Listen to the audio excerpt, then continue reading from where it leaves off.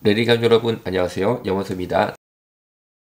나경원 의원, 정우성 비혼 출산 논란에 등록 동거혼 도입할 때 내용 봅니다. 등록 동거혼은 혼인하지 않은 남녀가 동거 신고만 하면 국가가 혼인 가족에 준하는 세금, 복지 혜택 등을 제공하는 제도입니다. 나경원 의원은 자신의 페이스북에 혼인 장벽을 낮추기 위해 곧 법률안을 준비해 제출하겠다고 밝혔습니다. 그러니까 나경원께서 일명 정우성 법인 등록 동거 혼 법률안을 내겠다라는 입장이에요. 그러니까 제가 또 오늘 이렇게 영상 만든 것입니다. 저출산을 극복하는 제도라고 나경원 의원이 입법하겠다는 등록 동거 혼은 일명 정우성 법이라고 불립니다. 그러나 간단히 생각해도 등록 동거 혼이라는 어려운 단어 만들지 말고, 어려운 새 제도 만들지 말고 그냥 결혼하면 되는 거죠. 그냥 결혼하면 됩니다.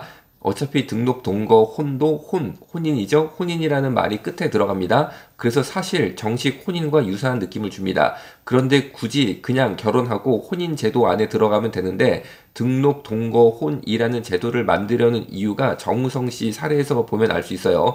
정우성 씨처럼 결혼을 전제로 만나는 여자가 따로 있는 경우가 있습니다. 이런 남자들은 대부분 뭐 정우성 씨처럼 돈도 많고 잘생기고 뭐 그런 확률이 굉장히 높다라고 보여지죠. 결혼을 전제로 좋은 이 여자를 따로 아주 이제 여러 가지로 훌륭한 점이 있는 여자를 만나고 있단 말이에요. 그래서 남들도 다 그 둘이 결혼하는 줄 알고 있습니다. 그런데 갑자기 정우성 씨처럼 밖에서 애를 따로 만들었다고 그럴까요? 갑자기 이제 어떤 여자를 딱 뭐 클럽이라든지 그런 데서 만났습니다. 혹은 약간 바람이죠. 결국에 바람이죠. 바람이 나가지고 여자친구 결혼 전제로 만나는 분은 따로 계시는데 그냥 바람이 살짝 나가지고 다른 여성을 만나서 애를 만들어 버립니다. 이런 경우에도 세금 복지 혜택을 주겠다라는 제도입니다. 결국에 신종 축첩 제도이죠. 조선시대 악습이었던 첩 제도와 상당히 유사합니다. 결혼은 하기 싫어요. 이 여자랑 결혼을 하기 싫어요. 내가 결혼할 여자는 따로 있습니다. 그런데 이 여자랑 애를 막 낳는다는 거예요. 그런데 애를 낳고 보니까 세금 복지 혜택이 오면은 좋잖아요. 그러니까 세금 복지 혜택을 달라라는 것이죠. 정우성 씨는 맨날 난민 받아들여야 한다고 주장했던 분인데 막상 자신의 애는 받아들이지 못하고 있고, 그리고 정우성 씨 편 든다고 나경원 의원은 일명 정우성 법을 만든다고, 또 이렇게 등록 동거혼 법이죠.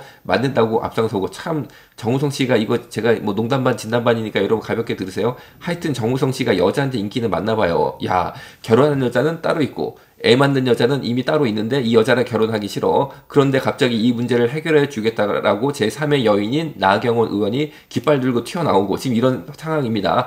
아니 참 이거 뭐 정우성 씨만 참 이거 뭐 이렇게 여자들한테 혜택을 많이 받는다고 그럴까? 야 정말, 아니 여러분 저처럼 일반 남자들은요 정말, 아니 이거 뭐 뭔 일입니까? 이게 참, 아니 우리 일반 남자들이 얼마나 법 준수하면서 그렇잖아요. 그렇게 참 열심히 살고 있는데, 아니 정우성 씨는 솔직히 결혼할 여자는 따로 있다고 그러더라고요. 오래 사귀었다고 해요. 그 여자 따로 있습니다. 아주 뭐 부유한 돈이 많은 여자라고 합니다. 아니 그런데 갑자기 어디 가가지고 이 모델, 아주 나이 차이 많은 젊은 모델이랑 그냥 뭐 애를 만들어 버리네. 그러니까 이게 참 우리 일반인 남자 같으면 이런 거 상상도 못 하거든요. 그런데 갑자기 애를 만드니까 그 애를 책임져 주겠다라고 아주 법을 만들어 가지고 그냥 뭐 세금 복지 혜택을 주겠다라고 나경원 의원이라는 또 다른 여자가 갑자기 뭐 자기 페이스북에다가 내가 법 만든다 이러고 나와요. 성경에도 참 이런 말씀이 있다라고 저도 갑자기 말을 하고 싶습니다. 하나님은 중심을 보시지만 사람들은 외모를 본다라는 거죠. 참나. 아니 참나.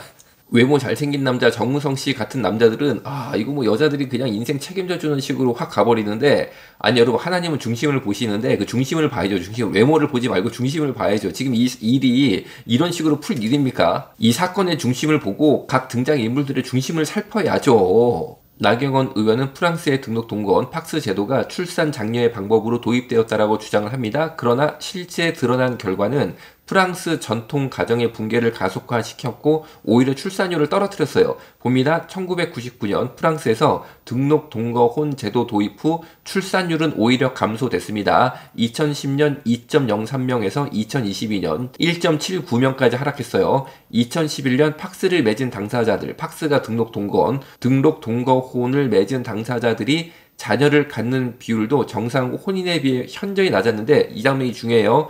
18에서 39세에 팍스, 즉 등록 동거 혼이죠. 등록 동거 혼을 맺은 당사자들의 46%가 자녀가 없었어요. 46% 자녀 없었다. 혼인 부부, 정식 결혼한 부부, 혼인 등록한 부부죠. 이분들은 85%가 자녀가 있었고 자녀 없는 비율은 15%. 정리합니다. 등록 동거혼 당사자들은 46%가 자녀가 없는데 정식 혼인신고한 부부들은 15%만 자녀가 없었어요. 15%만. 무려 뭐 수가 3배가 차이가 납니다. 3배 이상이 차이가 나는 거죠. 정식 내가 혼인 등록한 사람은 85%가 애를 갖습니다. 결국 애를 가져요. 그런데 팍스, 즉 등록 동거 혼 맺은 사람들은 54%가 애를 안 갖습니다. 반대로 말하면 46%가 자녀가 없어. 결국에 등록 동거혼이 늘어나면서 애들이 점점 줄어드는, 애를 안 낳는, 그렇게 된다는 거죠. 출산율이 오히려 감소한다는 거죠. 이것은 완전히 수학이에요. 되게 간단한 겁니다. 등록 동거혼이 제도화되고 등록 동거혼을 시작한 후 등록 동거혼 비율이 높아질수록 전체 출산율은 떨어진다. 이거는 명확한 수학이에요. 명확한 수학. 등록 동거혼이 높아질수록 출생률은 떨어진다. 반면에 정식 혼인이 늘어날수록 출산율은 늘어난다. 이거는 완전히 여러분 공식입니다. 공식. 그러니까 나경원 의원이 출산 장려 방법으로 등록 동거혼을 도입해야 된다. 이런 주장을 하신다면은 이거는 완전히 반대로 말하는 거죠. 반대로. 등록 동거혼 제도는 출산율을 오히려 떨어뜨립니다. 그나마 현재 프랑스에서 출산을 이끄는 그룹은 무슬림 이민자들과 정상 혼인 가정들이에요. 그러니까 수학적으로 말하면 제3의 팩터가 등장한 거죠. 정상 혼인, 그 다음에 등록 동거혼, 이 동시에 존재를 하는데 등록 동거혼이 높아지니까 출산율을 확 깎아먹습니다. 왜? 등록 동거는 애를 안 낳아요. 애를 안 낳아요. 그리고 정식 혼인 부부만이 85%가 애를 낳는 거죠. 그러니까 정식 혼인이 정말로 어렵게 애를 85%가 낳으면서 출산율을 그나마 이렇게 견인하고 있는데 여기서 제3의 팩터가 확 들어온 게 무슬림입니다. 무슬림 이민자들은 애를 엄청 낳잖아요. 막 8명, 10명 그렇게 낳지 않습니까? 그러니까 프랑스 자국민으로 놓고 보면은 점점 이 출산율이 확 떨어집니다. 왜? 등록 동거혼으로 결혼을 하면 사람들이 애를 안 낳는 거예요. 그리고 일부가 그냥 정상 결혼을 했는데 정상 결혼은 애를 낳긴 하지만 그 수 자체가 적고 그런데 갑자기 무슬림이 들어오면서 애를 막 낳기 시작하니까 전체 구성이 어떻게 되겠어요? 프랑스 현지인들은 줄고 결국 무슬림 수가 많아지는 거예요. 무슬림 수가 많아지는 겁니다. 그러니까 여기가 프랑스인지 혹은 중동인지 알 수 없는 지경까지 점점 가고 있다는 거죠. 이제 말씀 마치겠습니다. 자, 나경원 의원님, 정우성 씨 걱정 안 해주셔도 돼요. 아니, 정우성 씨요, 가만히 냅둬도 알아서 잘 살 사람입니다. 알아서 잘 살 사람이고, 그분이요, 알아서 그냥 뭐 인생 잘 개척할 사람이니까 굳이 막 정우성 씨 그냥 뭐 세금 혜택, 복지 혜택 추가로 더 주려고 이렇게 안 쓰셔도 괜찮습니다. 괜찮습니다. 정말 우리 나경원 의원께서 기도하시고 그리고 도와주셔야 될 분들은 정말 어려운 가정들 그리고 정말로 가난한 가정들 정말로 소외된 가정들 그런 가정들이에요. 그러니까 여러분 아니 이름이 벌써 이상하잖아요. 아니 정우성 씨가 뭐가 그렇게 아주 훌륭한 일을 했다고 정우성 법입니까? 정우성 법이. 아니 오히려 그분은 좀 비판을 받아야 되는 거 아닙니까? 결혼할 여자 따로 있는데 바람 펴가지고 애를 만들어 갖고 와.